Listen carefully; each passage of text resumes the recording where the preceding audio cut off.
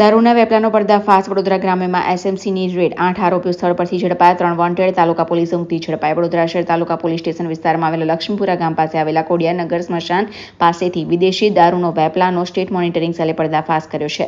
સ્થળ ઉપરથી એસએમસી દ્વારા 28,000થી વધુનો ભારતીય બનાવટનો વિદેશી દારૂ સાથે 8 ઇસમોને ઝડપી પાડ્યા છે। આરોપીઓને તાલુકા પોલીસને સોંપીને વધુ તપાસ હાથ ધરી છે।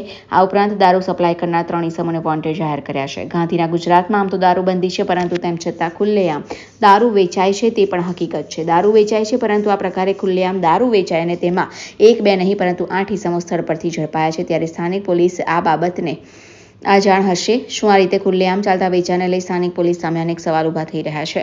વડોદરા તાલુકા પોલીસ સ્ટેશન હદ વિસ્તારમાં લક્ષ્મીપુરા ગામ પાસે આવેલા ખોડિયાનગર સ્મશાન પાસેથી બાતમીના આધારે રેડ કરી 8 ઇસમોને ઝડપી કાર્યવાહી હાથ ધરવામાં આવી છે। આ કાર્યવાહીના અન્ય દારૂ સપ્લાય કરનાર 3 ઇસમોને વોન્ટેડ જાહેર કરવામાં આવે છે, સાથે તેઓ પરથી 2.70 લાખ ઉપરાંતનો મુદ્દામાલ જપ્ત કર્યો છે। આ ઇસમો સામે તાલુકા પોલીસ મથકમાં પ્રોહી એક્ટ હેઠળ 65 AE 81-116-2 98-2 હેઠળ ગુનો નોંધવામાં આવ્યો છે।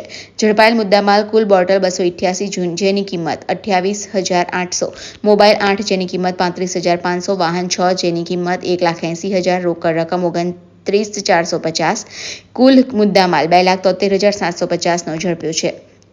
આરોપીઓ હિતેશભાઈ ઠાકોરભાઈ માળી, મેહુલભાઈ જયેન્દ્રભાઈ ગોહિલ, વિક્રમભાઈ રસિકભાઈ વાઘેલા, ઉમેશકુમાર સુરેશભાઈ પટેલ, અજયભાઈ ભીખાભાઈ સોલંકી, અજયભાઈ પૂનમભાઈ માળી, વિજયભાઈ રમેશભાઈ માળી, ગોપાલભાઈ શનાભાઈ દેવી પૂજા અને વોન્ટેડ આરોપીઓમાં રાજુભાઈ વાઘેલા રેસી, દર્શન માલી, રંજીત છત્રસી।